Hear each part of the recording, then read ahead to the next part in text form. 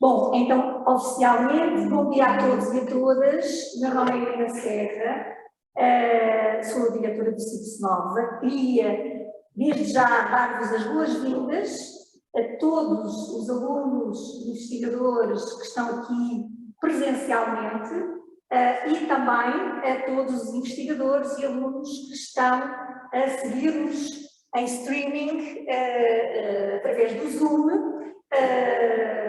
Felizmente, este ano pudemos estar aqui presencialmente. No ano passado, esta primeira edição do Dia Aberto, por circunstâncias que tiveram obviamente a ver, como todos sabem, com a pandemia, tivemos que fazer este encontro online, mas correu muito bem, e porque correu muito bem também, mas não só, nós repetimos este ano este Open Day, neste sítio lindíssimo. É uma pena, se calhar vocês ainda conseguem ver, quem está aí desse lado, temos aqui no Salão Nobre do Colégio Almada Medreiros, onde está o CIPS Nova. Previamente fizemos uma visita às instalações, para quem ainda não conhecia os locais de trabalho da equipa de gestão e dos investigadores. E queria-vos agradecer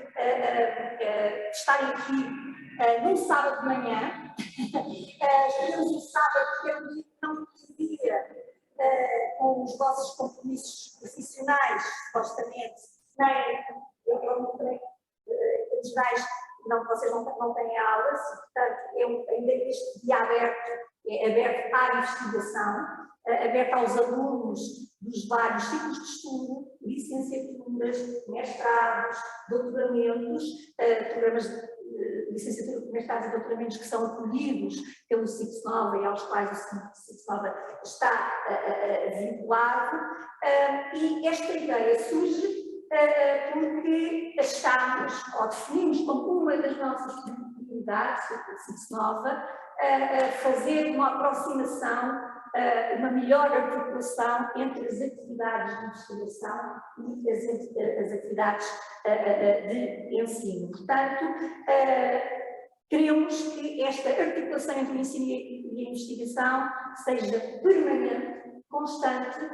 Queremos chamar os alunos desde muito cedo a serem envolvidos nas atividades de investigação, a conhecerem aquilo que nós temos para disponibilizar nestes processos de articulação entre o ensino e a investigação.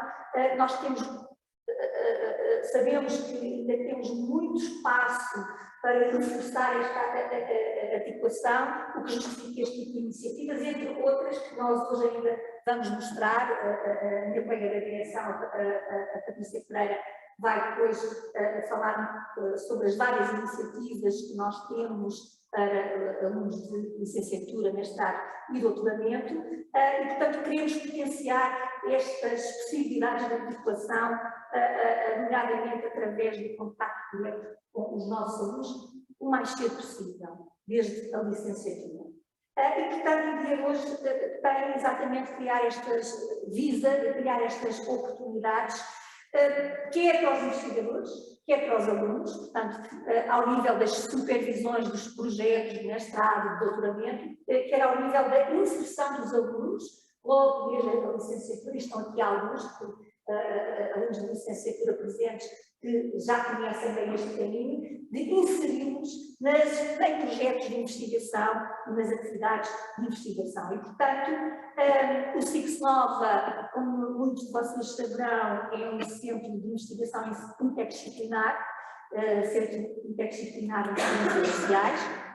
O acrónimo CIPS Nova é o que isso significa, e atribui um papel particularmente relevante ao ensino e à formação avançada, também à cocriação e à transferência de conhecimento para decisores políticos, para empresas públicas e privadas, para outras organizações da sociedade civil, nomeadamente a partir da atividade dos seus laboratórios e dos seus observatórios. O CIPS Nova tem também uma forte presença na comunidade científica, através da publicação de artigos em revistas científicas, livros, organização de conferências e encontros científicos, também tem uma cada vez maior presença no espaço público e toda a sua atividade tem como base a investigação interdisciplinar. Nós somos muito promíscuos, no bom sentido, gostamos de fazer pontes entre várias áreas científicas, entre várias disciplinas. É uma atividade interdisciplinar que é desenvolvida quer a partir de questionamentos teóricos e epistemológicos, quer a partir de problemas sociais concretos. E, portanto, esta matriz interdisciplinar agrega conhecimento, sobretudo em áreas como a sociologia e a geografia, que são, digamos assim, as duas áreas core do CITES-Nova, mas portanto, são as áreas centrais da atividade, mas articula também essa investigação com outras ciências sociais e também com as humanidades e também com as ciências da vida, as ciências do ambiente, com as engenharias. Portanto, temos vários investigadores que são provenientes de outras áreas disciplinares que não apenas as ciências sociais. E o que nos torna, enquanto unidade de investigação, muito originais e muito distintos na panorâmica das unidades de investigação na área das ciências sociais em Portugal. O CITES-Nova, para além da sua sede aqui na SSH, portanto é um centro que está sediado na Universidade Nova de Lisboa, na Faculdade de Ciências Sociais e Humanas, tem polos que estão sediados noutras unidades de ensino superior, nomeadamente na Universidade do Minho, na Universidade de Évora, no Politécnico de Leiria e na Universidade dos Açores. Portanto, entre Lisboa e estes 4 polos, nós somos um total de cerca de 160 investigadores. Temos uma considerável oferta formativa, ao nível da formação avançada de mestrados e doutoramentos, para além das licenciaturas. Eu vou pedir aqui que me ajudem, vamos partilhar aqui no ecrã, vou mostrar um bocadinho o site do CITES-Nova, onde vocês poderão encontrar informação sobre estes programas de mestrado e doutoramento aos quais o CITES-Nova está associado. Portanto, aqui na formação avançada temos um conjunto de mestrados que estão não apenas sediados na Faculdade de Ciências Sociais e Humanas, mas alguns deles também sediados nas unidades orgânicas, nas unidades de ensino superior, onde estão sediados os nossos polos. Portanto, encontram aqui toda a informação, é só carregarem em mais informações. Portanto, temos este conjunto de mestrados e depois também temos um conjunto de doutoramentos aos quais o CITES-Nova também está ligado. Nós estamos organizados, só para não vos dar, só para me calar já, porque não tenho que vocês irão ouvir, apenas dar as boas-vindas e fazer uma brevíssima apresentação do CITES-Nova. Nós estamos organizados em 6 grupos de investigação, que estão aqui, portanto, desigualdades sociais e ação pública, cidadania, trabalho e tecnologia, cidades, ambiente e desenvolvimento regional, sistema de inovação e planeamento, saúde, população e bem-estar, educação, conhecimento e cultura, que trabalham em estreita articulação, onde estão inseridos todos os investigadores integrados, doutorandos e colaboradores, independentemente de pertencerem à FCSH ou a qualquer um dos polos. Portanto, nós não fazemos essa distinção entre investigadores do CITES-Nova, portanto, são todos investigadores do CITES-Nova, independentemente do espaço a partir do qual trabalham. Portanto, estão todos, nós articulamos a partir destes grupos de investigação.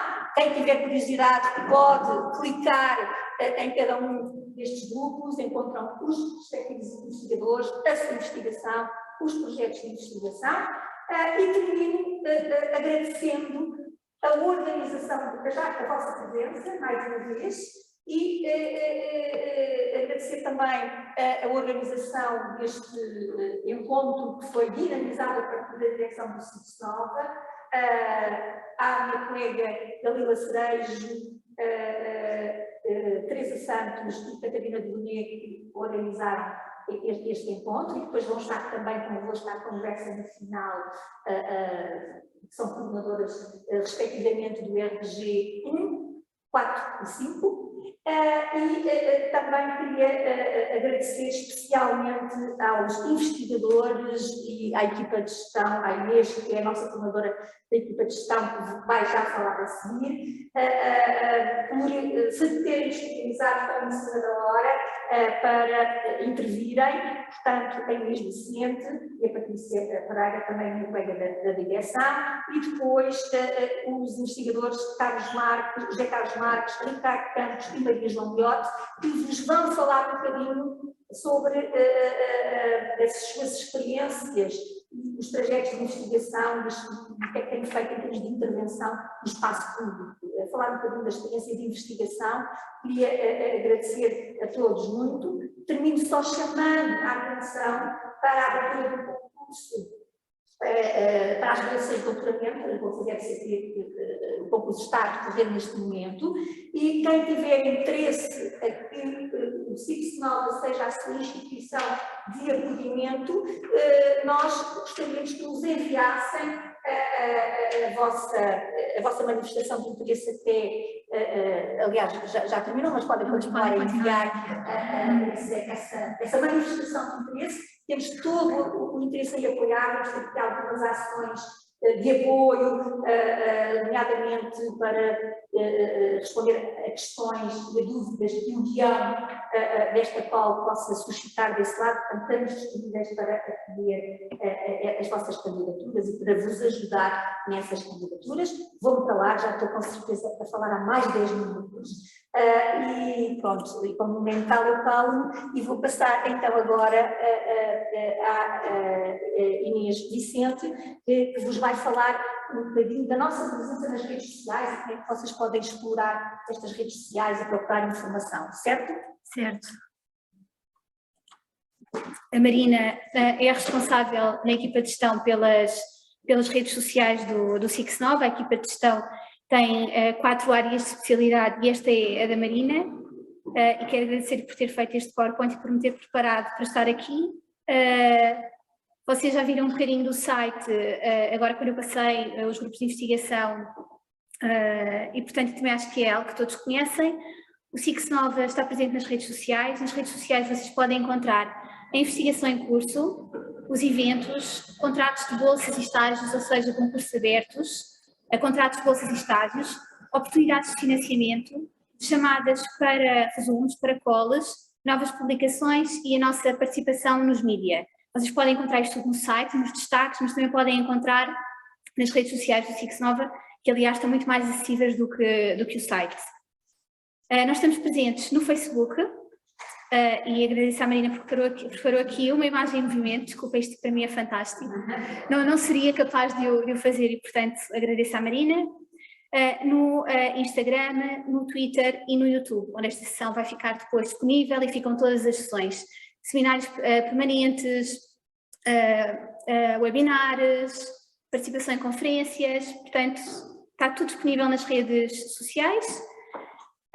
O nosso site, sicsnova.fcsh.nl.pt. No site também podem consultar isto tudo, como estava a dizer, nos destaques. Tem também disponível sempre a agenda do SICSnova, que a Marina também deixou aqui destacada nesta apresentação, e onde podem também aceder à newsletter do SICSnova, que é enviada semanalmente e que está aqui também em movimento, à sexta-feira ao final do dia, e que tem a principal informação do SICSnova e inclui também as oportunidades que estão em destaque no site. Portanto, tem 4 notícias principais, 4 destaques, e depois tem a agenda, as oportunidades de financiamento, as calls, e portanto é algo que eu vos desafio a ver, a consultar, e sobretudo desafio-vos a seguir o SICSnova no Instagram, a seguir o SICSnova no Facebook, no Twitter e no YouTube. Nós também, além das nossas próprias publicações, Repostamos também as publicações principais da Nova, da FCSH, dos nossos investigadores, dos nossos projetos de investigação e, portanto, é uma forma de estarem a par de tudo o que se passa no SIX Nova, de uma forma rápida, acessível e que nós todos fazemos hoje em dia. Qualquer questão relacionada com a comunicação, SIX Nova comunicacão@fcsh.nl.pt e ficou em contacto direto com a Marina e com toda a equipa de gestão e com a direção do SIX Nova. E é isto, acho que foi breve, não é? Mas ficou claro que tem que aderir e tem que fazer gosto nas redes sociais do SIX Nova. Espero ter honrado a Marina, porque ela era para estar cá e não pode. Muito bom dia a todas e a todos. O meu nome é Patrícia Pereira, sou a coordenadora do RG3 e não venho falar do RG3 hoje, venho falar de então algumas iniciativas do SIX Nova que são direcionadas em específico para os estudantes de doutoramento, algumas, outras para todos os estudantes de doutoramento, mestrado, licenciatura, e algumas outras iniciativas que, não sendo exclusivamente direcionadas a estudantes, também considerei que poderiam ser interessantes para vocês. Então, começaria pelo nosso seminário permanente de investigação SIX Nova. É um seminário composto por sessões periódicas de apresentações dos trabalhos em curso no centro. Temos tido apresentações de investigadores de todos os grupos, aliás, vamos rodando os grupos, temos tido doutorandos, temos tido investigadores com projetos coletivos, com projetos individuais, portanto é uma mostra da investigação que se faz no SIX Nova e os estudantes podem participar quer apresentando, quer assistindo às sessões que têm sido online. Em segundo lugar, gostaria de falar-vos então de uma coisa que a nossa diretora já falou também, que é o apoio às candidaturas de bolsas. Nós divulgamos no nosso site e nas redes sociais vários tipos de concursos de bolsas e de outros financiamentos também para estudantes. E divulgamos, obviamente, as mais importantes que são as da FCT e temos neste momento 3 iniciativas a decorrer, terão início para a semana, de apoio aos concursos destas bolsas. Portanto, nós vamos ter 2 sessões, uma no dia 23 e outra no dia 25, uma primeira sessão em que se vai falar sobre o guião, as especificidades do guião de candidatura, sobre o que é necessário para concorrer, tirar dúvidas, e vão falar 2 colegas que no ano passado ganharam estas bolsas. Depois teremos uma segunda sessão em que irão falar investigadores que no ano passado estiveram no júri do painel de Sociologia e no júri do painel de Geografia, respectivamente. Temos aqui a Maria João, que vai também falar nessa sessão, porque foi a presidente do júri do painel... Co-coordenadora, desculpa. Do júri do painel de Sociologia no ano passado. Portanto, temos também, ainda em relação a este concurso, estamos disponíveis e os coordenadores dos grupos estão disponíveis também para encontrar formas de vos apoiar mais individuais. Se necessitarem de apoio, é só entrar em contacto com a equipa de gestão ou com o coordenador do grupo. Portanto, avançando, temos também, e aqui é uma iniciativa específica para doutorandos, o incentivo à produtividade dos doutorandos, que é uma call que vai abrir para a semana, uma call interna de SIX Nova, que vai abrir para a semana, para pedidos de financiamento para atividades científicas por parte dos doutorandos que estão associados ao SIX Nova. Portanto, o SIX Nova financia também, mediante um pedido da parte dos estudantes, atividades de investigação, idas a congressos, traduções ou outro tipo de atividades necessárias para a condução do programa de trabalhos dos doutorandos. Se tiverem alguma destas atividades que necessite de financiamento, não deixem de responder a esta call, de enviar o vosso pedido. Vai abrir no início da próxima semana. Fazemos também anualmente uma reunião com todos os estudantes, para além deste dia aberto, fazemos depois uma reunião com estudantes de doutoramento e mestrado que estão ligados ao Cix Nova para conversar sobre as suas expectativas, as suas dificuldades, aquilo que podem fazer mais também no seio do centro. E vamos continuar a fazer esta reunião no próximo ano. Temos também em vários dos grupos, no 4, no 2, no 3 e sei que vamos ter noutros, workshops e oficinas de discussão em específico dos trabalhos dos estudantes, que também são locais muito interessantes para debater com investigadores. Há sempre também um comentário, normalmente, com investigadores e com os colegas. Depois, tivemos no ano passado, e vamos continuar a ter, em novembro do ano passado, um seminário de escrita académica, que foi com o professor Carl Bruckmeier, mas vamos continuar a organizar estes tipos de seminários de escrita para apoiar os estudantes numa das suas atividades principais, não é? Que é a escrita da própria tese. Todos os semestres, esta é uma outra iniciativa também muito interessante, o Cix Nova oferece opções livres na FCSH para estudantes dos vários graus de ensino, portanto, vamos tendo semestralmente opções para licenciaturas, para mestrados, para doutoramentos, em que há vários tipos destas opções. Há opções livres que são aulas ou seminários e há outras que são integração em projetos. Neste momento temos a decorrer 3, 2 de integração em projeto e uma unidade curricular letiva. Portanto, procurem estas unidades curriculares, são bastante interessantes e permitem-nos um contacto mais direto também com a investigação. Depois, queria ainda falar de algumas atividades que temos previstas para o futuro, iniciativas como um seminário internacional que estamos a equacionar, ser organizado para e com os próprios estudantes, não é?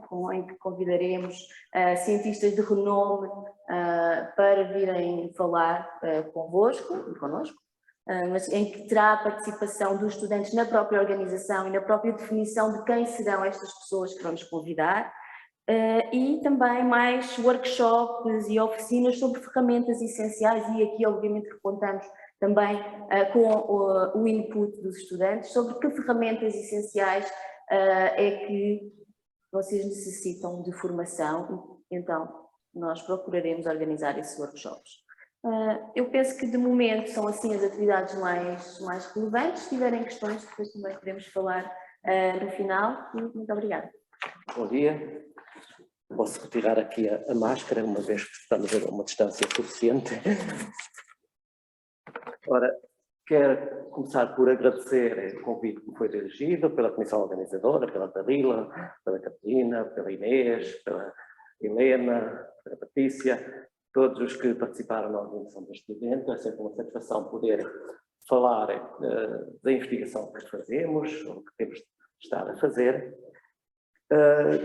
E quero saudar os que estão à distância, a ouvir-nos, esperando que no futuro estejamos todos presentes, que é sempre mais interessante o contacto pessoal e próximo, embora reconheça que muitas vezes estas ferramentas são úteis para termos um maior número de participantes, de pessoas que têm umas agendas também elas complexas.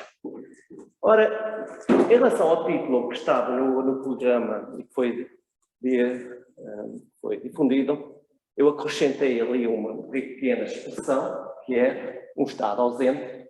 Pois, no final da apresentação, espero conseguir explicar porque é que introduzi esta variação no título. Mas o que eu irei falar é sobretudo sobre investigar a imigração portuguesa, e aproveitei, de empréstimo, uma expressão que Jorge de Sena utilizou no seu discurso da Quadra em 1977, no dia de Portugal das comunidades portuguesas, em que ele falava de um país disperso. Eu utilizei a expressão para falar de um Portugal disperso, porque efetivamente o nosso Portugal, as nossas populações encontram-se dispersas por vários países e continentes.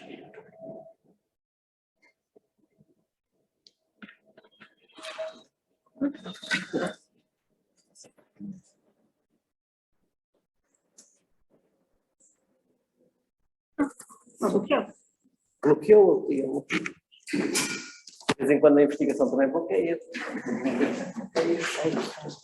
A apresentação também segue o mesmo registro.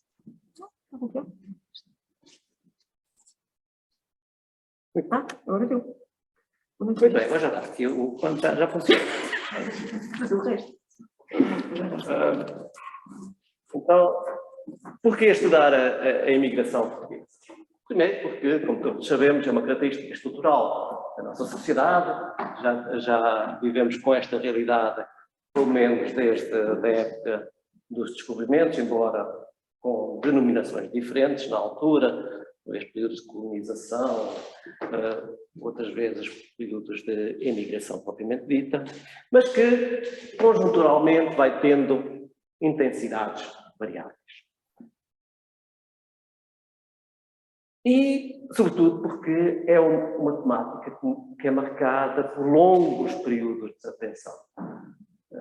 Se olharmos para a história portuguesa recente, sobretudo aquela que se produziu a partir da instauração da democracia em Portugal, da instauração da democracia em Portugal em 74, notamos que a imigração, durante grande parte do tempo, esteve ausente dos temas centrais de investigação na academia e nos centros de investigação em geral. Por isso houve vários momentos de desatenção e depois temos esporadicamente momentos de hiperatenção, de uma atenção acrescida sobre o fenómeno que está presente ao longo de todo o tempo, mas que em determinados momentos recebe a atenção particular dos investigadores. Aconteceu mais recentemente na crise de 2011-2013, ou melhor, um projeto um prazo mais alargado, 2008-2013, em que houve uma atenção muito grande para a imigração, algo que é inovador, foi inovador no espectro da investigação sobre as migrações em Portugal. Hoje é uma realidade que tem um profundo significado social, demográfico, político e também económico, que se tornou particularmente evidente nesta última vaga migratória, em que houve vários discursos que procuraram aferir o efeito desta saída massiva de população, quer ao nível demográfico, quer ao nível do desenvolvimento económico do país. E depois há processos em que é possível diferenciar ou encontrar sinais de continuidade com momentos migratórios do passado, mas também sinais de alguma descontinuidade, de novidade, que no fundo respondem à alteração do mundo tal como o conhecemos. As migrações, como dizia um autor conhecido, Kingsley Davis, reproduzem o mundo tal como ele é, em cada um dos momentos. Por isso, as nossas migrações hoje, embora tenham alguns aspectos de continuidade, são diferentes porque o mundo também é diferente, as condições de mobilidade são diferentes, os regulamentos são diferentes, as possibilidades são outras. E porque, finalmente, está ainda um tema pouco estudado. Apesar da literatura ser vasta já, mas continua a ser pouco estudado, particularmente a imigração. Se compararmos as duas realidades, a imigração e a emigração, vemos que a imigração é algo de um estudo muito mais intenso do que propriamente a imigração, e se fizermos aqui uma relação que não se pode fazer, mas se compararmos com os números dos imigrantes e com os números dos imigrantes, notamos que há uma inflação do estudo da imigração, que há comparativamente mais estudos do que a população imigrante em Portugal, e há uma deflação dos estudos da imigração, porque temos comparativamente muito mais imigrantes do que estudos dedicados a essa imigração. E como estudar através de projetos. E tenho tido a satisfação de estar integrado em vários projetos de imigração, desde sensivelmente um quarto século, já há algum tempo. Começou tudo com o meu estudo sobre a imigração portuguesa para a Suíça, ainda no final, na década de 90, em que procurei estudar um fluxo que, apesar de ser volumoso, não tinha sido até o momento. Estudar era praticamente como se não existisse. Uma expressão famosa da altura, de um político nosso, até dizia que Portugal não tinha imigrantes e que aqueles que iam para a Suíça era porque queriam trabalhar 9 meses e depois terem 3 meses de férias, porque o regime de migração para a Suíça só autorizava o imigrante a estar por 9 meses na Suíça e depois tinha que regressar obrigatoriamente 3 meses ao país. E na cabeça deste nosso ilustre político, a única explicação que encontrava era que os portugueses queriam ter 3 meses de férias e por isso iam trabalhar para a Suíça. Provavelmente não era essa a explicação, mas foi a que foi encontrada. Depois continuei ligado ao estudo da imigração para a Suíça, estudando práticas transnacionais, ou vendo como é que os portugueses, mesmo estando na Suíça, continuam a manter as suas relações com Portugal, naturalmente mais visíveis nos momentos de férias, mas presentes em alguns grupos de migrantes ao longo de todo o ano. E depois um projeto que incidiu especificamente sobre a imigração que se desenvolveu a partir do ano 2000, são os novos imigrantes portugueses, em que também colaborei e que estudou a imigração no momento em que ela voltava a crescer, voltava a assumir números que nós só conhecíamos nos anos 60, e que nos permitiu conhecer um pouco melhor desta nova imigração. Só à parte, no intervalo destes estudos, dediquei-me também ao estudo da outra componente das migrações, que é a imigração em Portugal. Mas aqui vou falar da imigração. No intervalo, quando havia projetos que assim o exigiam, dediquei ao estudo da imigração do leste, ao estudo da imigração brasileira, aos processos da imigração qualificada, aos processos de reagrupamento familiar, etc. Era sempre nos intervalos e o conjunto destas duas realidades permite ver que há continuidades mesmo entre imigração e emigração.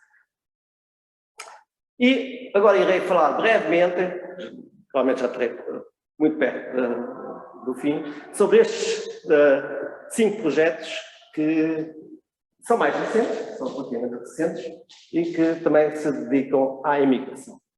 Primeiro, narrativas e políticas sobre imigração, foi olhar para os debates que ocorreram na Assembleia da República, entre 2006 e 2013, olhar para esses debates e analisar como é que a imigração era tratada nesses debates. Na altura, nesse período, falava-se muito de imigração, as pessoas fugiam porque não havia, as pessoas saíam porque não havia condições de Portugal, o responsável era a Troika, era a crise, etc, etc. Mas, olhando para os debates, o aumento, a imigração como assunto de debate na Assembleia da República não é muito acentuado. Houve um ligeiro aumento, porque a imigração atingiu valores que já não conhecíamos há muitos anos, mas o aumento sobre o total, olhando aqui apenas para o total, notamos que ele está ligeiramente acima de 2010, em que ainda não se falava muito de imigração. Mais interessante que isto é olhar para quais são os temas. Ora, grande parte dos temas em que surge a imigração, ou os imigrantes, são referências indiretas. É a criação de uma freguesia, depois justifica-se que naquela freguesia também há muita população imigrante. Não é o tema central na imigração, é apenas porque no âmbito daquela resolução, daquela discussão, surge a referência à imigração. Depois, referências a fluxos no passado, justificando que determinado deputado, determinada comissão vai visitar determinado país, aproveitando para contactar a imigração resultante de fluxos no passado. E apenas 18% das referências à imigração são sobre os fluxos que estavam a ocorrer na atualidade. comparando isto com as... foi um trabalho que eu não fiz, mas se comparar as duas referências que surgiam à imigração dos mídias, comparando que era muito mais saliente a referência dos meios de comunicação à imigração e à saída de jovens da brasileira. Depois, um tema que me ocupou também durante uns tempos foi conhecer as formas de organização dos portugueses que já estavam no país.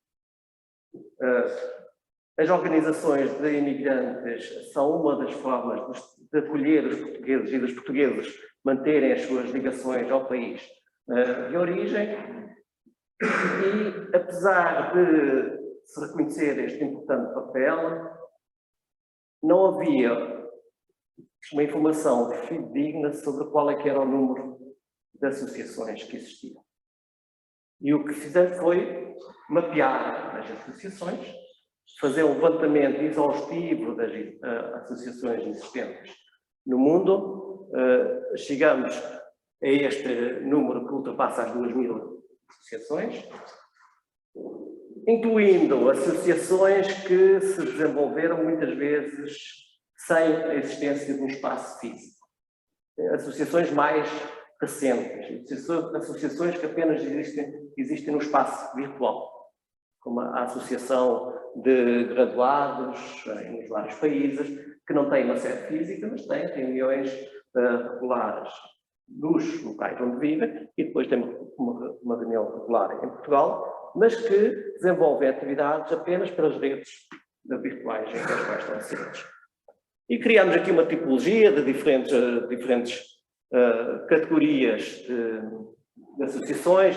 As primeiras 4 são as tradicionais, praticamente basta irmos a qualquer país que tenha uma presença forte de portugueses, encontramos as associações recreativas e desportivas e sociais que são relevantes, mas que vão perdendo a sua influência e passam ao desenvolvimento de novos fluxos migratórios. E depois temos as novas, as relativamente novas, que são aquelas que surgem no espaço virtual, são redes de conhecimento, entre redes que são relevantes para o país. E depois, como é que o Estado se relaciona com as nossas comunidades, seguindo aqui uma tipologia de 3 tipos de relacionamentos. Um é a capacitação, isto é oferecer competências à nossa comunidade. Outro é o alargamento dos direitos, o direito de voto, que recentemente esteve aí nos meios de comunicação. E depois a extração de obrigações, isto é, uma vez que o Estado dá qualquer coisa, também quer qualquer coisa de volta. E este querer qualquer coisa de volta, geralmente são remessas, mas também influência de imigrantes específicos junto das esferas de influência nos países onde se encontram. Portanto, a nossa rede de diáspora, promovida pelo Presidente da República, e que inclui, entre aspas, portugueses, entre aspas, ilustres no estrangeiro, para promover a imagem de Portugal nos países onde se encontra e nos locais onde se encontra. E estudar isto através de um esquema que estudou quais são as oportunidades que existem, quais são as possibilidades que existem dos portugueses se ligarem a Portugal. Porque no debate em torno daquilo que se designa as diásporas, está cada vez mais presente a necessidade de promover a vinculação dos nacionais ao seu país de origem, por diferentes motivos. E, para terminar, 2 projetos que estão interrelacionados. Um é, depois de conhecido um movimento intenso de saída da população, a partir do ano 2008, mais precisamente, num primeiro projeto, vamos estudar quais são as potencialidades de regresso daqueles que saíram e que são qualificados. Qualificados aqui definidos como detentores de níveis de formação superior. E notamos que há uma grande parte dos nossos jovens qualificados que não pensam regressar a Portugal. Daqueles que apenas um terço regressará, uma grande parte deles ficará, segundo esta expressão, segundo estes dados, no exterior, e por isso não tem a intenção de regressar. Este projeto era apenas para os qualificados, pois no projeto seguinte alargamos a toda a população, a todos os migrantes, quer fossem qualificados, quer fossem não qualificados, e vamos novamente estudar quais são as expectativas do DS, mas também quais foram as experiências daqueles que entretanto tinham regressado, ao nível da integração em Portugal. Porque o regresso é um novo processo migratório que traz consigo novas consequências em termos de integração, novos processos de integração no país. Aqui a percentagem dos que pretendem regressar já é maior, porque os que têm menos formação académica referiram com mais intensidade de desejarem regressar ao país. E depois, partir destes projetos todos, falar um pouco, para terminar, eu estou dentro do tempo, já ultrapassei, certamente. Um pouco a transferência do conhecimento, aqui muito brevemente, de produtos que não se dirigem apenas ao mercado da ciência. Para além dos artigos, dos capítulos, dos livros, etc. Como é que o nosso conhecimento vai chegando aos meios de comunicação? E temos os jornalistas que nos ouvem, às vezes, e os políticos que não nos ouvem, muitas vezes. Quando seria interessante que uns e os outros nos ouvissem. Sobretudo os políticos. E, apesar da nossa investigação ter um grande apelo para o desenvolvimento de políticas no âmbito da imigração,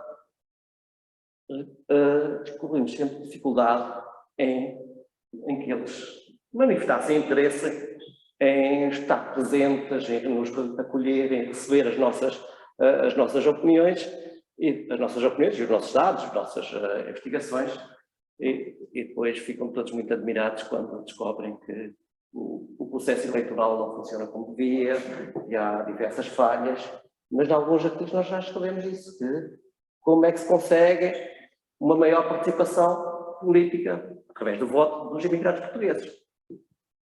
Mas, como não interessa. Os jornalistas manifestam o interesse também, muitas vezes determinado pelas agendas do jornal, as agendas mediáticas, mas são muito úteis, entre aspas, são muito importantes, sobretudo neste tempo em que nós conduzimos a investigação e que era um tempo pandémico, que nós, do nosso inquérito, não conseguimos fazer presencialmente, porque estávamos todos confinados, tínhamos que o fazer online e tínhamos que chamar a atenção para ele de alguma forma.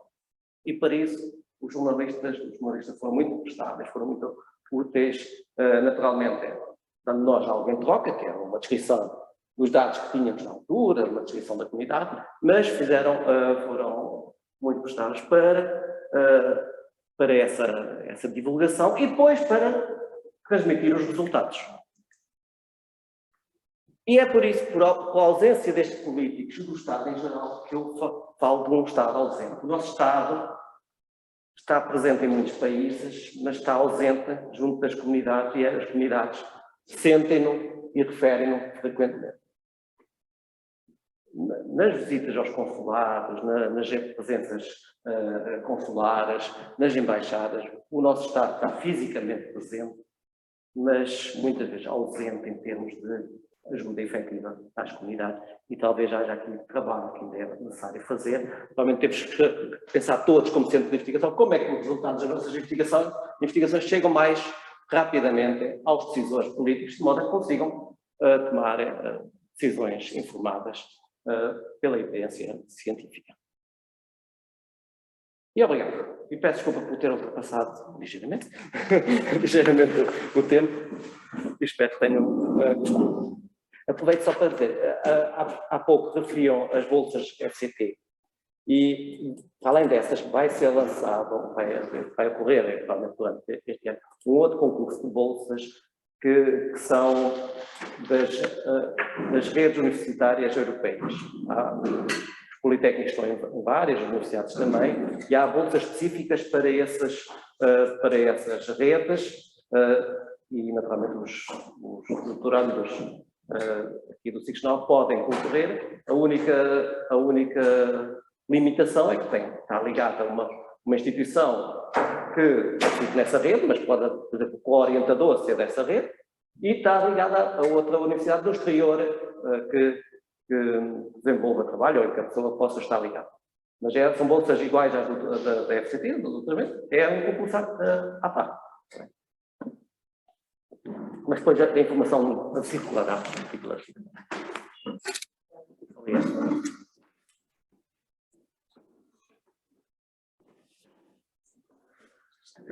Deixa estar. Está bem, mas já está partilhado.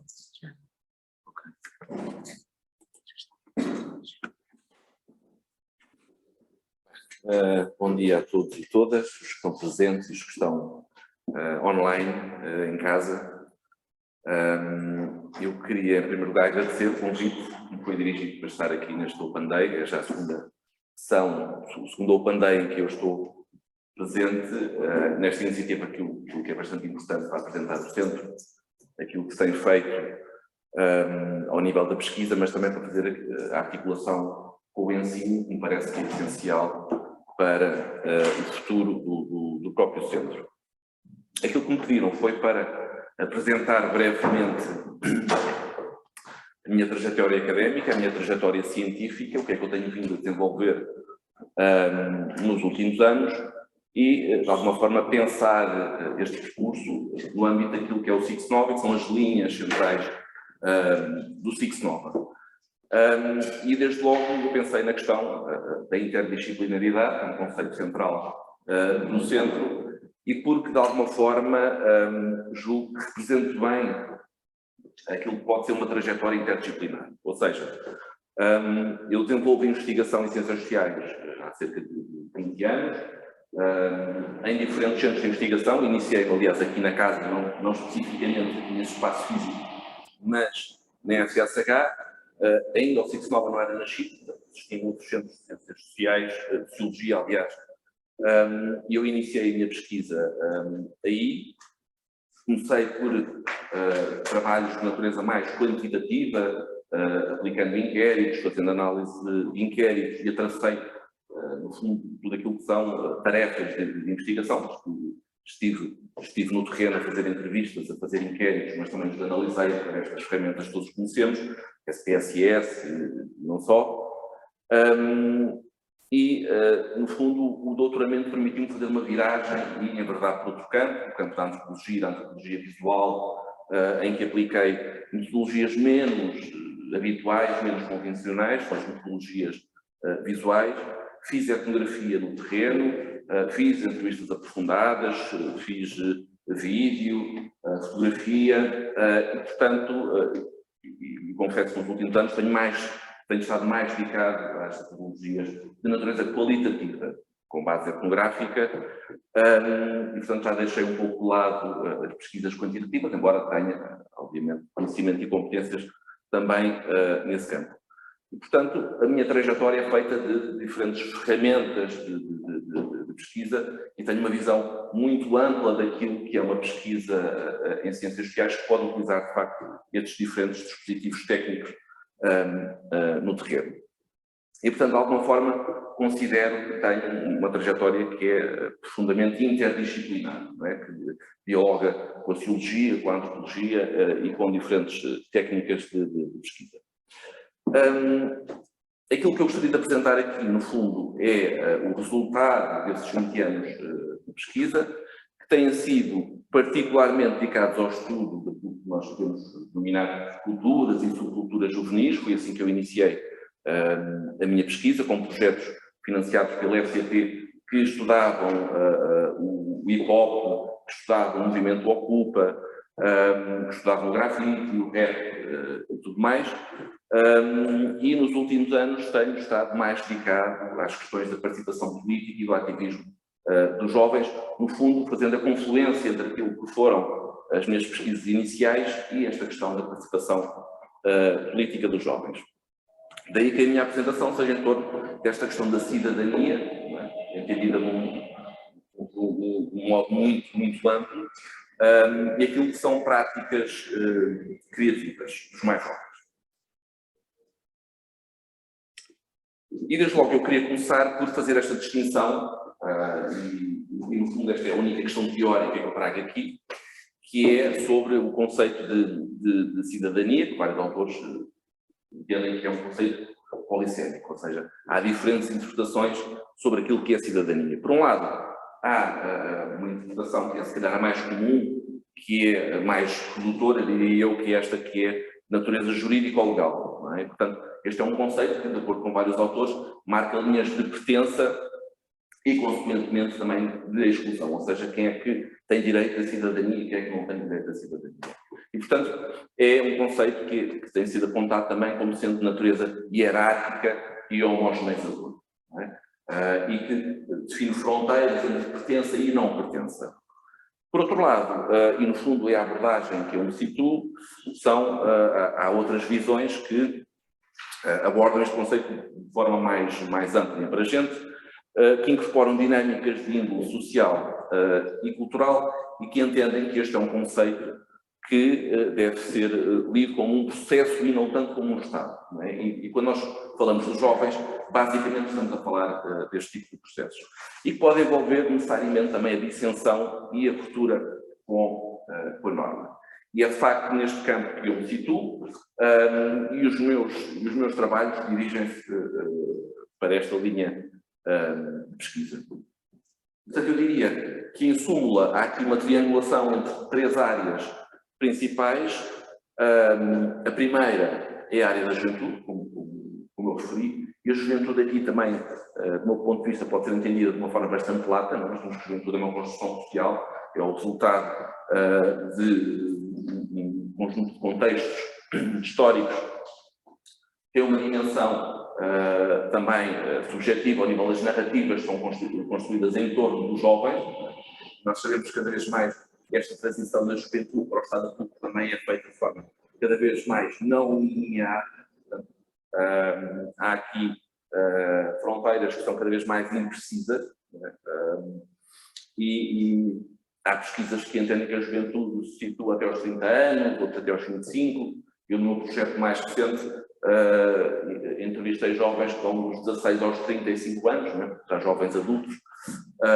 Nas minhas pesquisas situam-se então neste grupo etário, temos que pensar que vai dos 16 aos 30 ou 35 anos. Depois há aqui esta área que é da participação política, entendida de uma forma bastante plata, da cidadania e do ativismo. Não é? E há no fundo uma narrativa, que é a narrativa mais corrente, que entende que os jovens são apáticos e desinteressados pela política. Não é? Aliás, há várias pesquisas que indicam que precisamente os jovens votam menos, que os jovens sentem menos ligação àquilo que são os atores políticos tradicionais, nomeadamente os partidos, mas que esquecem de dizer que isto também se verifica noutros grupos etários. Portanto, isto não é um exclusivo dos jovens.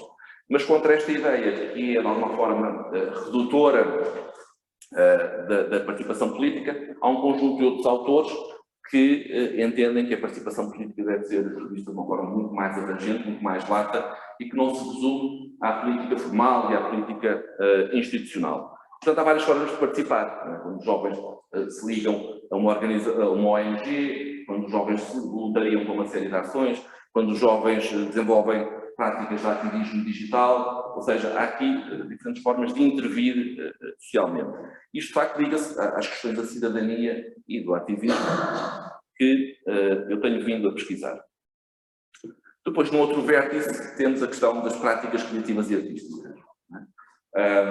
Desde o início que as minhas pesquisas se dirigem para aí, a questão do rap, do hip-hop, do grafite, da arte urbana, e agora num projeto mais recente, que eu vou referir no final, pegando em 3 dos casos, eu analiso também aquilo que nós podemos definir como ativismo. O ativismo é o que? É um neologismo que, na verdade, funde ativismo com a arte, ou seja, são pessoas que usam a sua arte e as suas práticas criativas para fazer ativismo.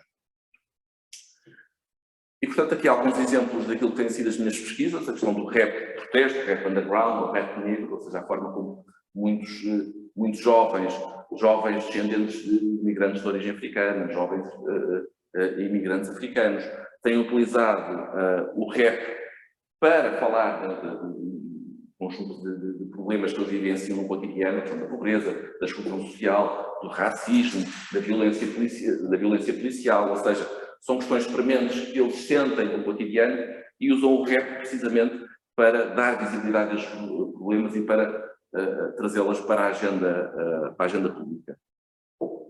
A questão do grafite e da street art, que por muitos são entendidos como sendo fenómenos de natureza apolítica, não é? Mas nós sabemos que em determinadas circunstâncias, em determinados momentos, o grafite e a street art podem ser profundamente políticos. Não é?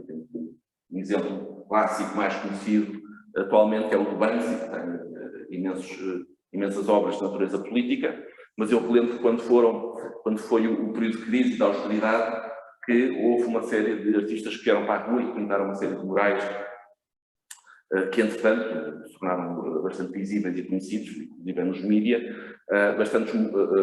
muitos murais que eram profundamente políticos e politizados, não é? E, portanto, há aqui também uma dimensão política que pode ser pensada a partir do grafite e da street art e do uso do espaço público urbano para fazer política.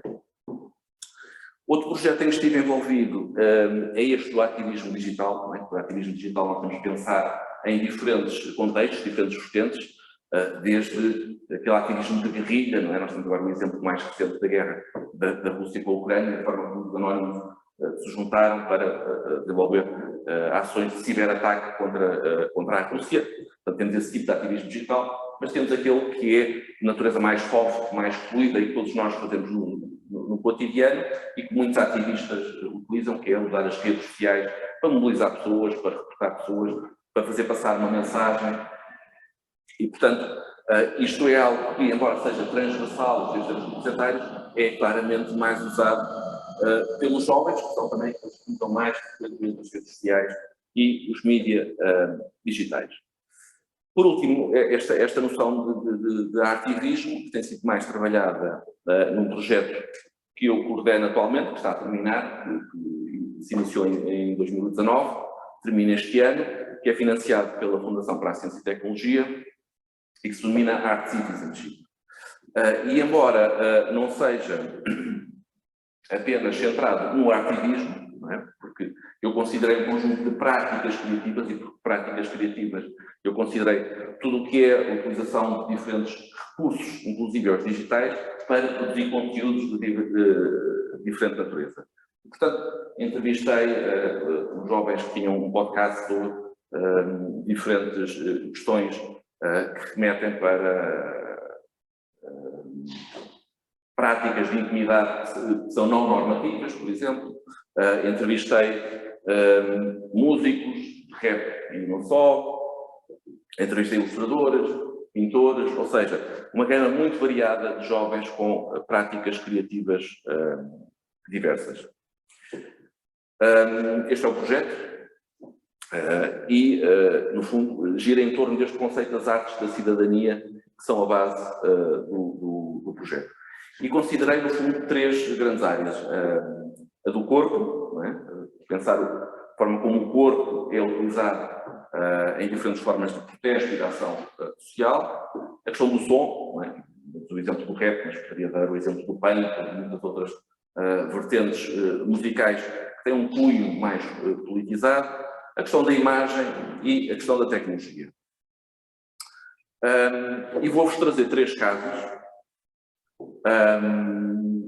Alguns mais conhecidos, por exemplo, Fado Bicha, que provavelmente são exemplos conhecidos até porque fizeram uma música para uma campanha política, mas os outros dois são menos conhecidos. É o da Catastrófica, que utiliza o Instagram como canal para discutir uma série de problemas e causas sociais. Da Inês Tartaruga Água, que é uma jovem que é licenciada em escultura e que desenvolve performance em torno das questões do ativismo climático, e os Fado Bicha, que todos conhecem, e que pegam no fado, que é uma linguagem tradicional, convencional, e de alguma forma conservadora, para romper com uma série de conceitos de estereótipos. Este é o exemplo da catastrófica, e na entrevista que eu lhe fiz, o que é que ela diz? Ela diz que usa muito as redes sociais pelo alcance que tem, que alcança muitas pessoas e que permitem que, está cortado, que muitas pessoas partilhem as mesmas ideias que nós. Portanto, como é que surgiu a catastrófica? A catastrófica é claramente um pseudónimo, e foi a partir de um caso de assédio sexual que ela resolveu, no fundo, partilhar aquilo que ela vivenciou e, de alguma forma, também dar visibilidade a este problema, e começou por fazer ilustrações e colocá-las no Instagram. E aqui vocês veem uma série de questões que estão trabalhadas por ela, a questão do corpo, o consentimento, a saúde mental, e não só. E ela tem diferentes posts todos em torno da ilustração que ela desenvolve, em torno de diferentes temas. A questão da luta anticapitalista, da transfobia, por exemplo. E o que é curioso aqui, isto é um caso que acontece muito no uso dos mídias digitais, é que aquilo que nós encontramos é de facto uma interação, é a criação de rede, é a criação de conexão com os outros. Não é? E, portanto, não só estas ilustrações são colocadas online, como depois a catastrófica tem feedback e estabelece um diálogo com as pessoas. Portanto, nós temos que estas causas, estas ideias circulam e são discutidas. Portanto, há aqui uma dimensão circular e de reciprocidade que é muito interessante e que, de alguma forma, entra em ruptura com aquilo que são os modos tradicionais de fazer ativismo.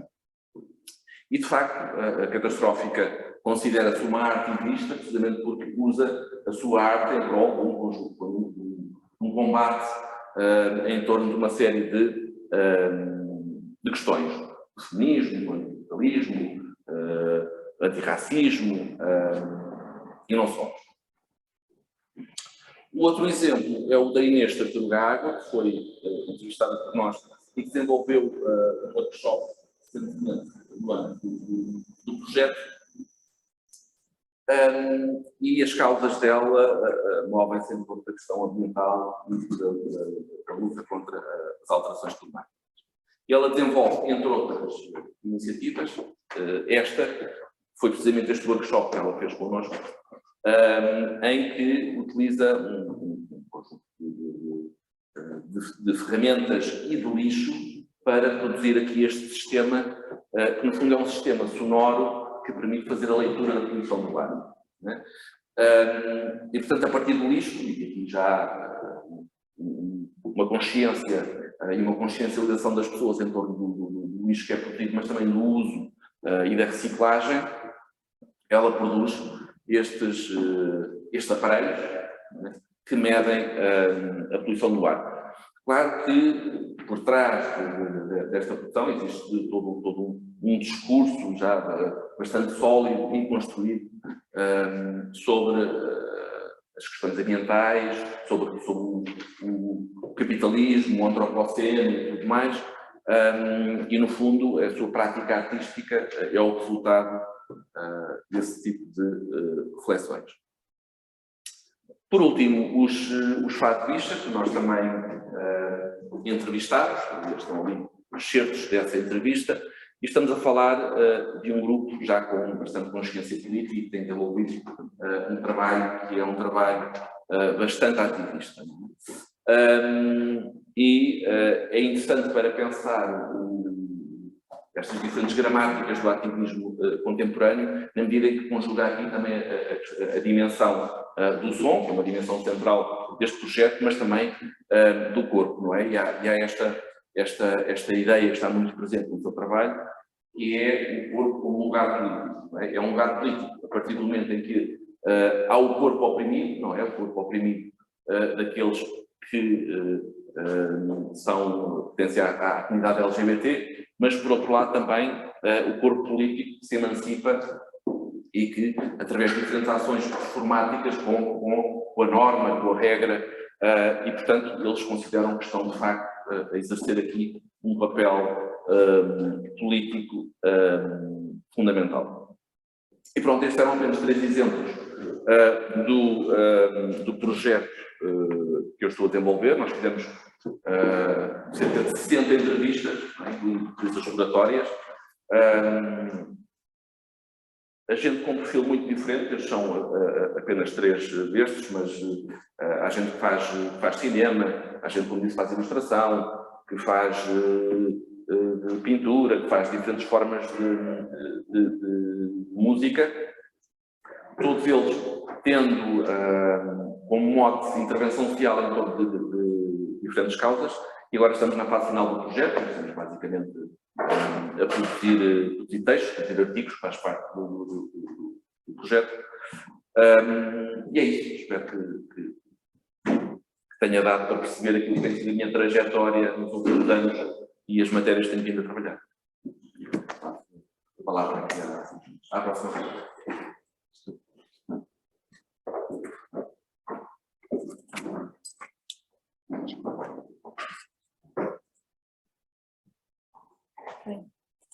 Eu se calhar começo já por, em primeiro lugar, saudar a direção e agradecer o convite que me foi endereçado para aqui estar. Saudar também todos aqueles que estão presentes em casa. E a experiência que eu aqui trago reflete um pouco, algumas reflexões sobre aquele que é o meu percurso no campo da investigação, nomeadamente em torno de direitos, políticas e justiça nos mundos sociais da infância e da juventude. E é um percurso que eu penso que é um percurso que parte de uma formação na área da educação, que depois vai ao longo do tempo cruzando com outras áreas, com a psicologia, com as artes e com a sociologia, e que parte de uma situação muito concreta. A minha formação de base é professora de ensino primário, fui dos elementos dos últimos cursos de magistério primário, isto no final da década de 80, e sou no meu 2º ano de serviço colocada pelo Ministério da Educação para exercer funções como professora primária naquilo que era uma instituição de reeducação de menores. Só este conceito, instituição de reeducação de menores, em Caxias, onde estavam colocados crianças e jovens dos 12 até aos 20 anos, uns deles vítimas, outros deles envolvidos em comportamentos de riscos, outros associados e tutelados com práticas de desvio e de delinquência, sendo certo que não havia propriamente uma ideia, na altura, na concepção na sociedade portuguesa, não se falava propriamente de direitos. Para algumas das famílias destas crianças e jovens, o estar numa instituição desta natureza, que era a instituição fim de linha da intervenção social e da intervenção da justiça, e Caxias ainda era mais fim de linha, que se via os casos mais difíceis, do modo geral, algumas eram as próprias famílias que pediam ao Estado para que o Estado recebesse nestas instituições com mais de 100 jovens, verdadeiramente aquilo que é o conceito de instituição total, e eu, muito nova, estava ali para ensinar a ler e a escrever alguns jovens que tinham apenas menos de 3 anos e meio do que eu. E isto cria um enorme desafio. Como é que eu vou lidar com a população, com as crianças e os jovens, com as suas histórias de vida, com os seus contextos, com os seus percursos, crianças e jovens, alguns dos quais que aos 16 anos nunca tinham estado matriculados em escolas, alvo de uma enorme estigmatização e de uma enorme invisibilidade social, que ainda hoje se mantém, mas então na altura era muito mais, alvo de exclusão social, alvo de maus tratos. Eu não vou aqui contar alguns dos casos que eu tive que lidar logo nas primeiras situações, e por outro lado, embora eu fosse um elemento do exterior que diariamente ia à instituição, a verdade é que eu estava a serviço do Estado numa política de justiça que tinha a privação de liberdade, embora a instituição não tinha muros sequer, mas era uma privação de liberdade, era uma regulamentação excessiva, camaratas, celas individuais, por isso todo um contexto em que a investigação acaba por surgir como necessidade. E para poder ser professora, para poder exercer funções e para poder perceber o que é que está pela minha frente, por isso a investigação acaba por surgir nesse contexto e desenvolve-se basicamente muito em termos do que são estas políticas públicas para a infância e a juventude, o que é a prevenção da violência e do crime. Podes deixar. Sim, agora já está.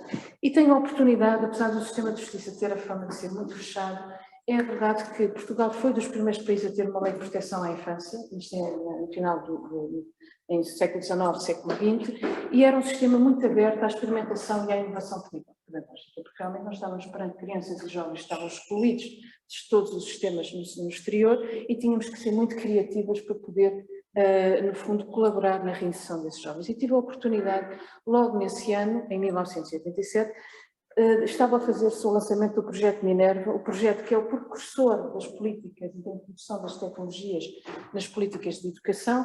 Eu trago aqui algumas imagens. É quando me cruzo com a Cristina Ponte, atualmente diretora do IC9 e também já foi investigadora e além de grande amiga, estava no JEP, e é um enorme projeto que traz os computadores, e estamos a falar dos primórdios do que são os computadores, quer na sociedade e muito mais na educação. Estamos a falar de Timex Simpler, que tinha um gravador com cassete, e estamos a falar dos famosos Philips, em que nós não havia aplicações tecnológicas, o que havia era processador de texto e o que havia era uma linguagem que permitia a programação, por isso o que nós tínhamos era a programação logo, em que se depois fazia se fosse o que fosse. A ideia inicial do projeto Minerva era pensar numa disciplina de informática, mas rapidamente escalou para uma ideia de como utilizar as tecnologias como ferramentas pedagógicas. Foi um projeto que decorreu até 1994, sob várias variações, que em 94 estava a abranger mais de 140 escolas no ensino público. Foi um projeto verdadeiramente de interação entre universidades, politécnico e as escolas do ensino básico e secundário, mais de 2.000 professores e abrangendo todo o continente, incluindo Macau, que na altura ainda estava sob a intervenção do governo português. Aquilo que mais importante foi ver como é que a tecnologia se transforma e teve um enorme impacto naquilo que são as políticas. Se virem as fotografias do Minerva, dificilmente encontrarão uma fotografia das atividades do projeto Minerva em que está um computador de uma criança. A ideia era realmente a partilha, era a construção, era toda a ferramenta pedagógica.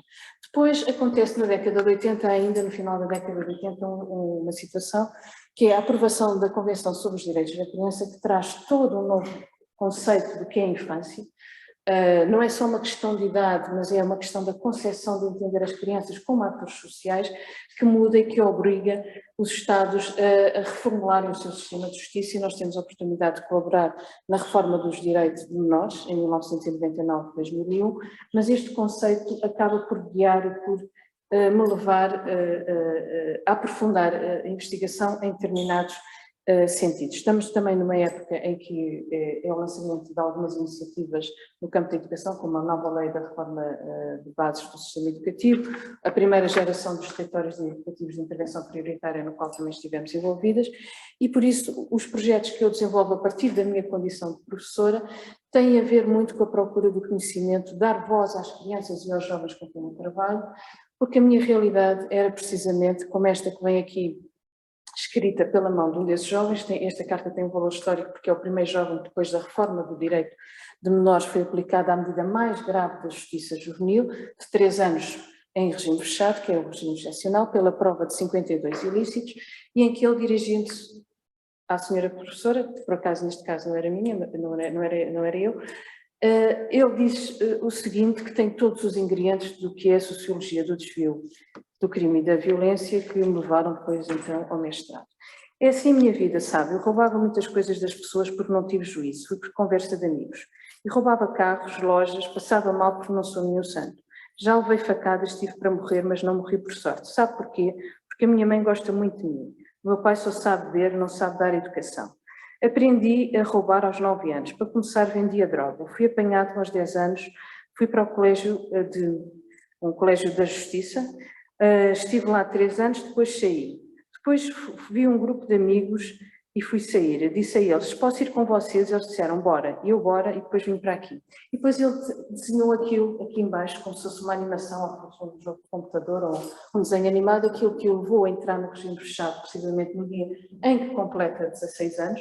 Ou seja, se tivesse cometido estes atos no dia seguinte, já não era na justiça juvenil que entrava, mas era no sistema prisional. E esta é uma inquietação, porque como é que a justiça constrói esta questão da idade da maioridade penal, que em Portugal é aos 16 anos e não coincide com a meia-idade de saber que é aos 18, e ele descreve aquilo que foi o furto de um veículo topo de gama, em que ele é que abre o carro, isto em 20 segundos, põe-se a conduzir e depois há toda uma fuga por uma autoestrada, numa troca de tiros de jovens armados a polícia armados também. Isto era muito característico da década de 90, mas é esta violência, estas situações que me levam a desenvolver quer o que foi a conclusão da licenciatura, ouvindo 3 jovens, como é que eles construíram o seu passado, presente e como é que se projetavam no futuro, quer depois aquilo que foi o meu projeto de mestrado, que é quando eu entro aqui na FCSH, no mestrado em Sociologia, voltado para perceber como é que são as trajetórias dos jovens até a entrada no sistema então de justiça. Passados 16 anos e depois de muito trabalho e cruzamentos com muitos projetos no Ministério da Justiça em termos de investigação à ação, porque havia muito essa prática, eu volto à escola onde estou efetiva, de quadros de escola, em contexto de bairros sociais de alojamento, onde vou encontrar alguns dos jovens com quem eu tinha trabalhado já adultos, mas deparo novamente com interpelações, com inquietações da realidade que eu tenho como professora e já de educação especial, quer em contexto pré-escolar, quer no primeiro ciclo, que me interpelam e me levam a alterar completamente o que era o meu projeto de doutoramento, que era aí tentar, na comunidade, perceber como é que os jovens se situam em relação ao desvio, como é que se constrói a violência na comunidade, porque eu estou numa escola TAPE, onde, por exemplo, uma criança de 4 anos perguntava à educadora onde é que roubaste esse colar tão lindo, onde é que tu roubas os seus colares?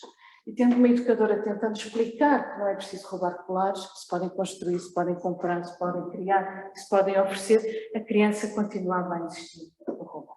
São situações excepcionais, mas eu deparei-me com muitas situações verdadeiramente extraordinárias que me levam, então,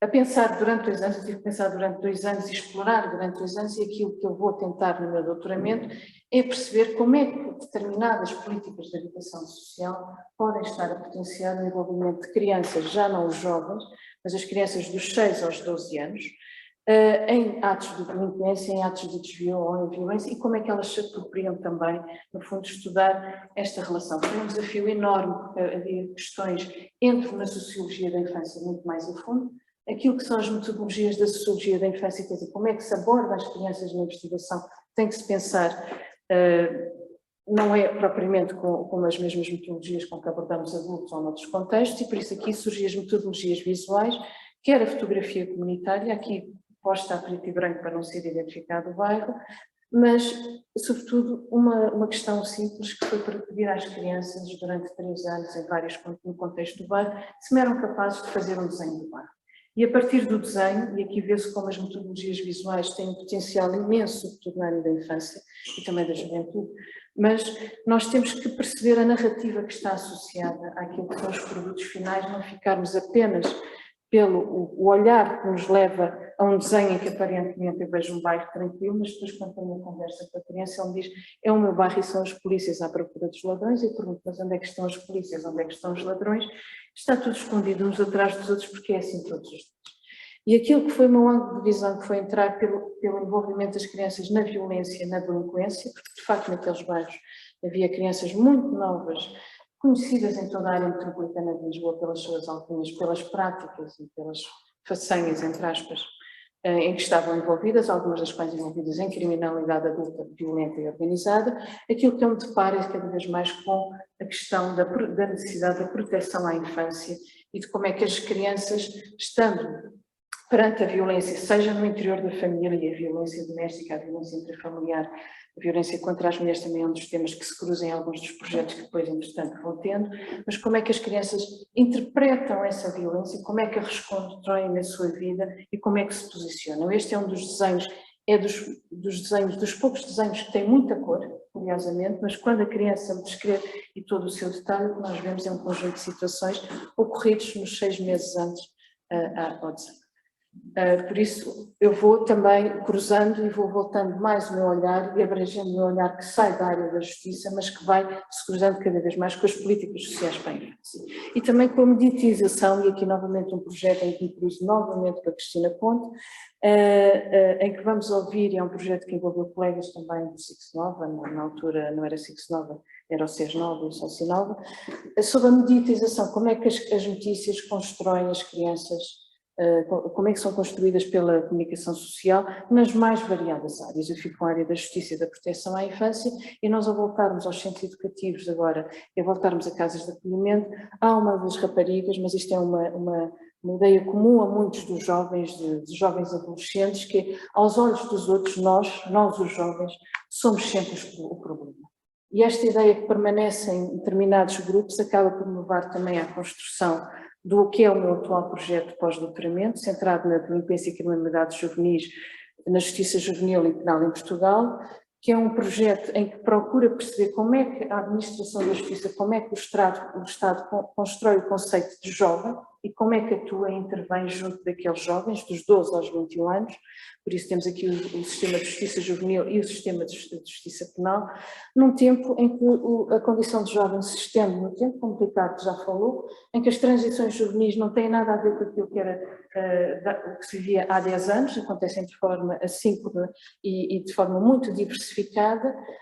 Como é que também, o que é que mudou nas próprias práticas de delinquência e crime que chegam aos tribunais, e aqui quero também agradecer publicamente ao Gonçalo a ajuda que me tem dado na organização dos dados dos tribunais, porque ele foi bolseiro no programa Verão Ciência que tivemos o ano passado, e é uma oportunidade também para os estudantes colaborarem e entrarem na investigação, e sobretudo eu aqui não quero tanto ouvir os jovens, mas quero mais perceber é como é que o juiz, o procurador, ou seja, todos aqueles que são os intervenientes do processo, desde a fase em que até à tomada de decisão, tomam essa decisão em estudos de síntese. Estou muito centrada na consulta dos processos, na recolha.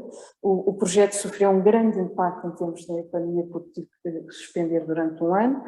Tem uma autorização do Conselho Superior da Magistratura, e cada processo que eu consulto tem que ter a autorização do juiz do processo, e também tem autorização da Procuradoria-Geral da República, que me tem dado um enorme apoio, e quero aqui agradecer publicamente também o apoio de todos aqueles que estão nos tribunais e que me têm, nomeadamente, cedido o espaço para fazer a investigação.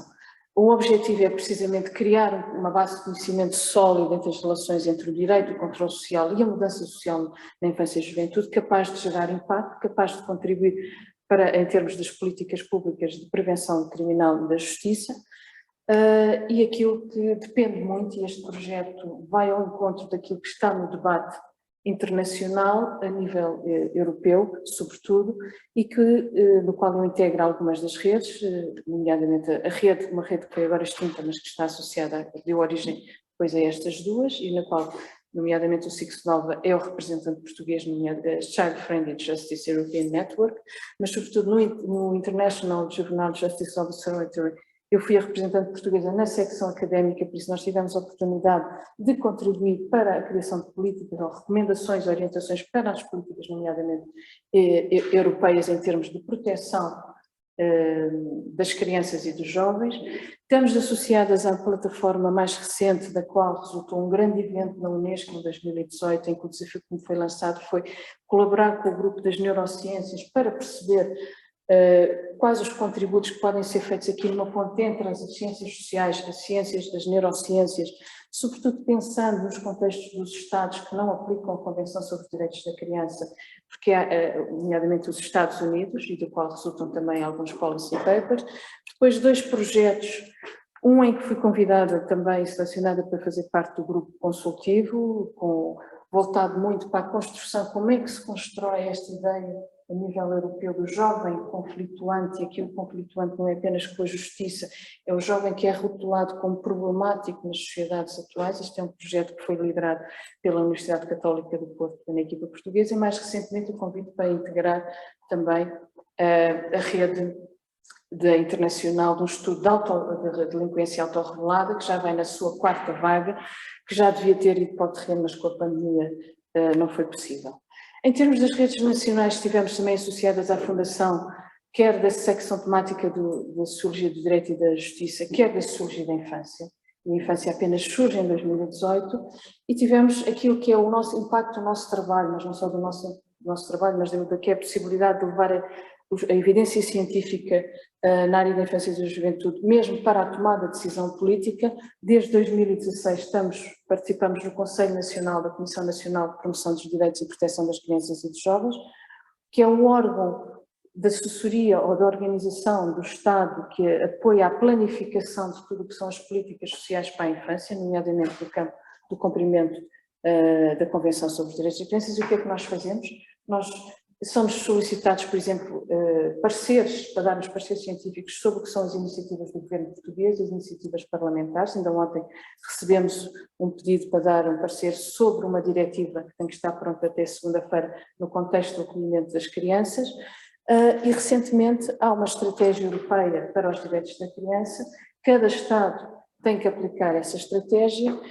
Eu fui eleita no âmbito da Comissão Nacional o ano passado para integrar aquilo que vai ser, ou que é já, a Comissão Técnica de Acompanhamento e Monitorização da Avaliação da Estratégia Nacional para os Direitos da Criança neste triênio em Portugal. Fazemos também parte de uma rede que tem a ver com a aplicação das diretrizes da Justiça Amiga das Crianças, que é uma diretriz do Conselho da Europa em Portugal, com muitos intervenientes do terreno, e nós, em termos de impacto social do que tem sido alguns dos nossos trabalhos, no fundo neste vai-vem entre o terreno e a investigação e a academia, salientamos sobretudo a questão dos pareceres, como eu digo, sobre iniciativas legislativas, às vezes comissões parlamentares que suscitam, que imitamos um parecer científico, relatórios e estudo, nomeadamente para políticas europeias ou para reuniões. Uma das últimas está ali no topo, foi uma reunião preparatória precisamente de uma das redes com as autoridades chinesas que estão a discutir a descida da maioridade penal para os 10 anos,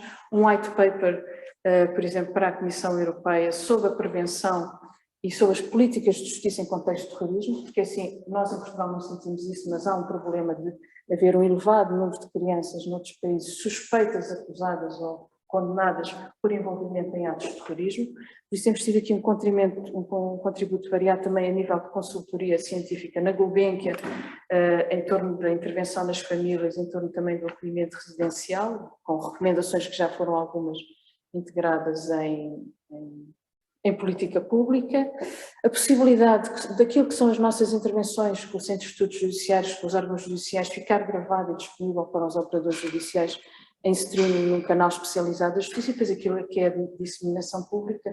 Há aqui, por exemplo, participação num blog com colegas, com a Susana, com a Cristina, no fundo uma possibilidade muito diversa. Não quer dizer que o Estado, tal como o Zé Carlos chamou, esteja depois disponível para integrar, mas pelo menos fica o registro, ficam os contributos feitos.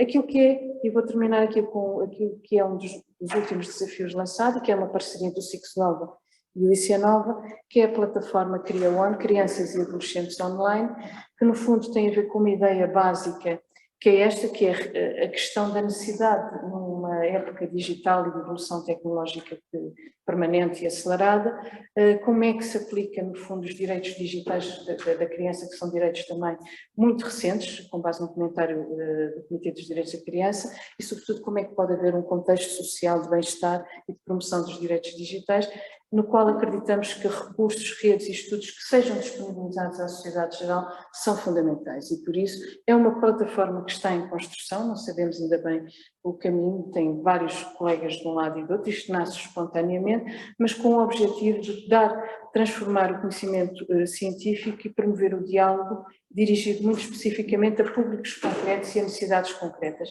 As famílias, profissionais que trabalham com pais e filhos, pessoas e órgãos que planeiam políticas públicas, mas também produtos e serviços digitais, investigadores e grupos de reflexão em torno destas questões. E pronto, eu quero agradecer uma ideia daquilo que tem sido o principal do meu percurso de investigação, que já vai com alguns anos e que se coloca agora em novos desafios.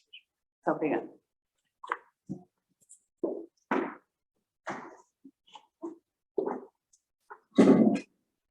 Se calhar começávamos com algumas questões que possam ter para colocar.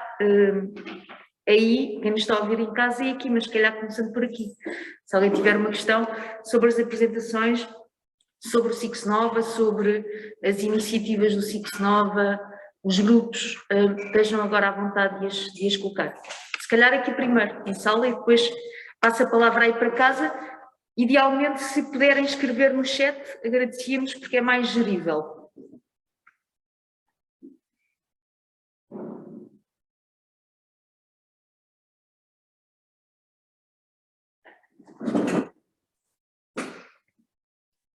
Aqui em sala ninguém? Bom, então aí em casa, se não está ninguém a escrever no chat, se alguém quiser tomar a palavra, questionar alguns das pessoas que apresentaram ou tenham questões sobre o SICS Nova, estejam por favor à vontade.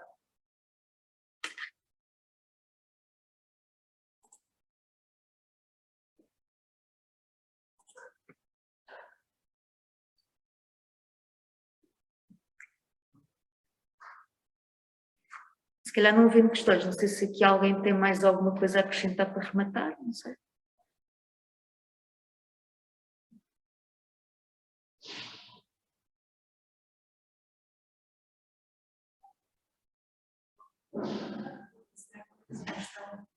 Geral para todos os participantes, que era mais numa sessão perceber o que é que a vossa integração no grupo de investigação ajudou nas vossas investigações, o que é que pertencer ao grupo de investigação pode trazer mais valor às vossas investigações. Obrigada. Deixa-me só, antes de passar a palavra, perguntar se ouviram a questão. É em casa, não? Tens que vir aqui, Teresa, desculpa. Eu vou pedir à nossa colega para se aproximar e colocar a questão. É esta coisa aqui. Portanto, a minha questão teria mais a ver com qual é que é o papel de um centro de investigação, no culminar deste tipo de trabalhos que temos aqui a ver. Portanto, qual é que é a mais-valia de estar integrado num centro em que temos uma série de outros colegas que podem ver connosco e discutir connosco algumas ideias e, se calhar, trazer novas perspectivas. Portanto, colocava esta questão aos 3 oradores que estiveram aqui, que nos mostraram o vosso percurso e como é que ele, então, se desenvolveu neste sentido. Obrigada.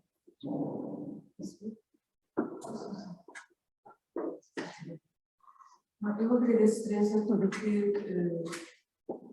estar integrada na investigação faz toda a diferença. Eu falo comigo, pois é, aliás, muitos dos exemplos que eu aqui trago são precisamente grupos criados a partir desta colaboração que nascem de diferentes grupos de investigação. Eu salientar muito aqui a questão da rede nacional do SICS Nova dispõe, que proporciona a ligação entre os diferentes polos, entre os diferentes realidades sociais e diferentes territórios, e por isso, no meu caso, de facto, isso é algo que nasce espontaneamente ao ponto de agora passando para a escala internacional, que eu acho que faz mais diferença, em perceber como, em termos da escala internacional, nomeadamente as questões a estar representada no próprio país em áreas onde escasseia, nomeadamente, investimento, a investigação, onde escasseia investimento em termos de políticas públicas, diga-se passagem, e por isso, se não fosse essa retaguarda, se não fosse essa base que começa na equipa de investigação, começa na equipa de gestão, que vai por aí fora, não seria possível alargar. Não funciona, tens que ir para aqui. Desculpa, eles não estão a ouvir, não, desculpa. É, tens que ir para aqui, desculpa. Mas basta estar aqui. Tem que repetir tudo? Não, continua. Não, salientar, eu estava agora aqui só na fase final, em como realmente esta realidade em termos de integração em redes internacionais é fundamental ter um grupo de investigação e faz a diferença quando são áreas onde as políticas públicas são escassas, onde escasseia a investigação e nós estamos a dar contributos com diferentes olhares verdadeiramente interdisciplinares. Estou a pensar a ligação ao grupo da ciência, a ligação ao grupo da educação, ao grupo ORG1, em que são coisas que surgem naturalmente já no nosso caminho, mas que são decisivas quando nós queremos depois discutir, por exemplo, a construção das políticas públicas, quando queremos, inclusivamente também, agora saindo do impacto, quando queremos discutir a produção de conhecimento científico. E isso faz toda a diferença. Isto não vale a pena dar a ninguém. Não. Se Carlos quiser.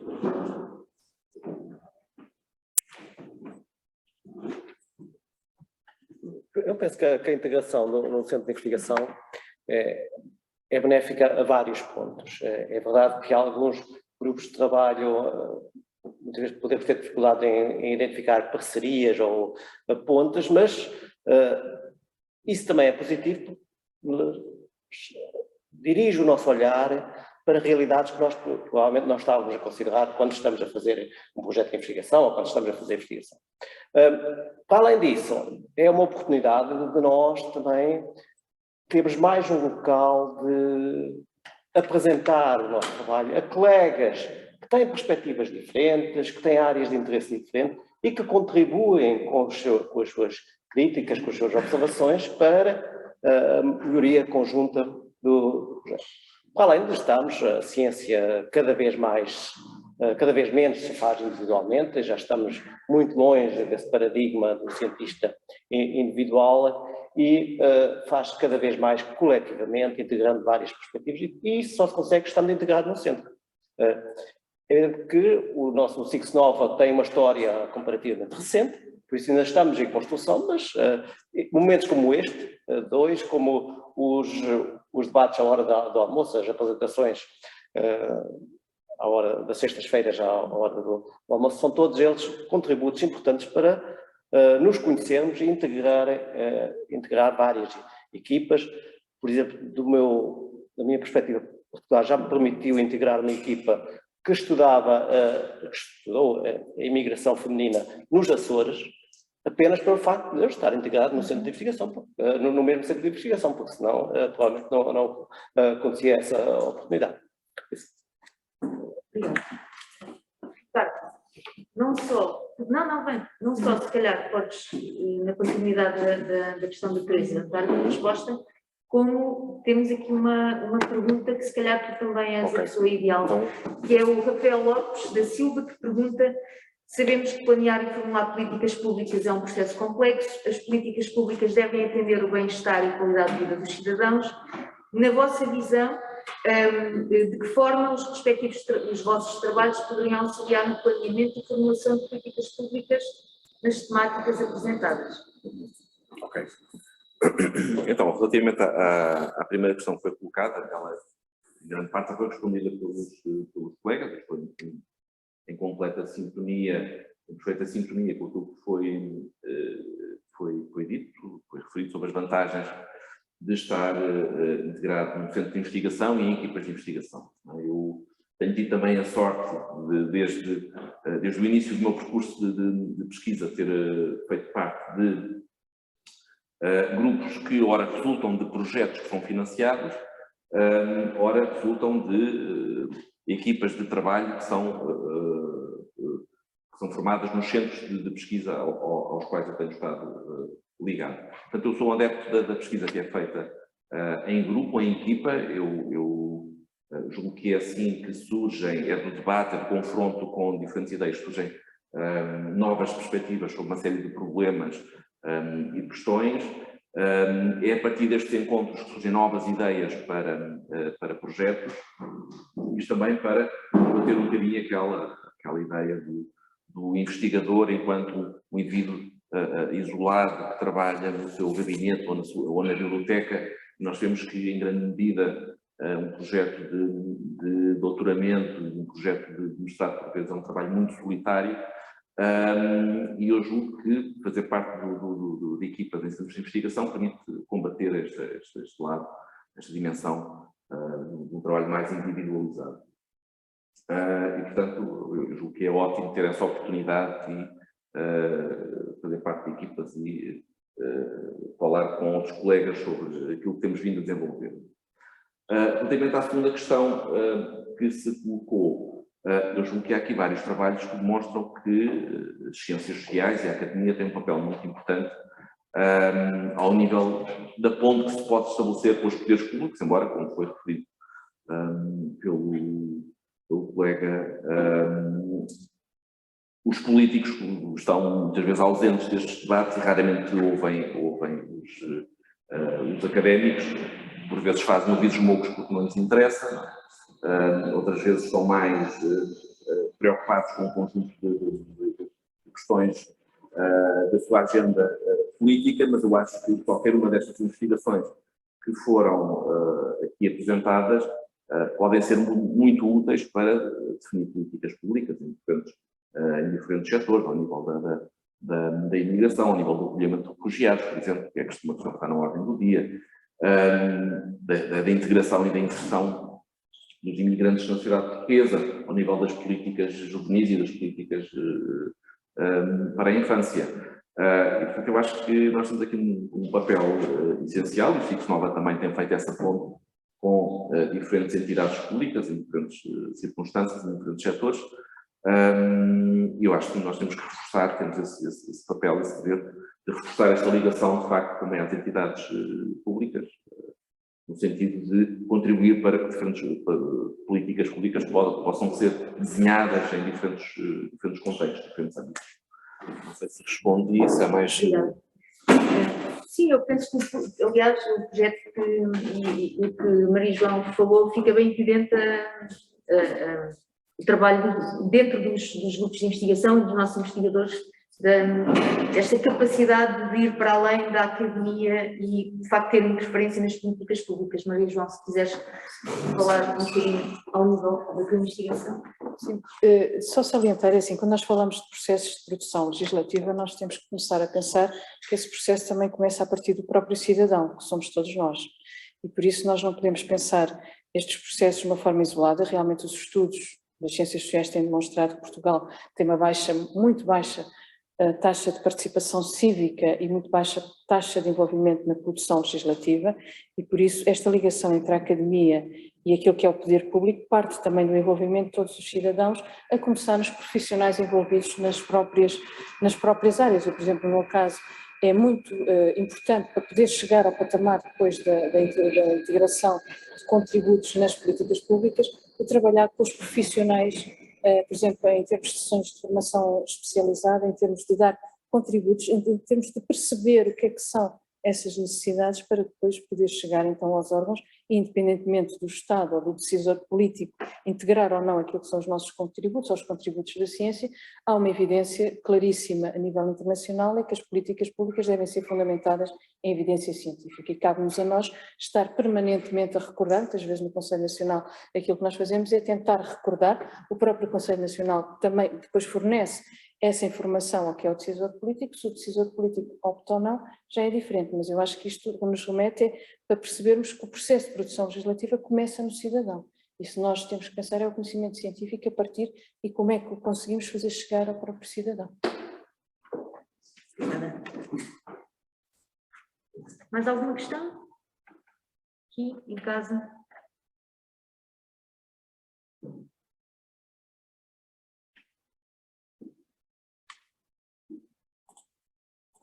Helena, não sei se queres dizer umas últimas palavras para encerrarmos, se mais ninguém tiver... Deve ser a organização, vocês, neste caso, a direção que organizou. Então, se calhar vou pedir às minhas colegas, a Teresa e a Catarina, que estiveram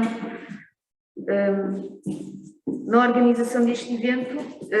Aqui, esperem. Obrigada pela pergunta, Rafael. E resta-me, em nome de todos os nossos colegas da direção, em nome de todos os colegas e todas as colegas da direção, agradecer quem veio cá ter connosco, agradecer especialmente aos nossos investigadores pelas excelentes palestras. Muito obrigada por terem colaborado nesta iniciativa do SIC Nova, que tencionamos fazer todos os anos. Muito obrigada à equipa de gestão, que trabalhou imenso para também connosco organizar este evento, e quem esteve em casa a acompanhar-nos. Espero que a comunicação tenha sido fácil, que nos tenham ouvido bem, que o evento tenha corrido bem. Obrigada pelos parabéns, e não se esqueçam que sigam-nos nas redes sociais, estejam atentos às iniciativas do SIC Nova, ao nosso site, e a nossa equipa de gestão é brilhante, rápida nas respostas, sempre que pode vai responder às vossas solicitações e questões que tenham. Resta-nos agradecer em nome de toda a direção mais uma vez, e até breve. E aqui, obrigada a todos e a todas mais uma vez.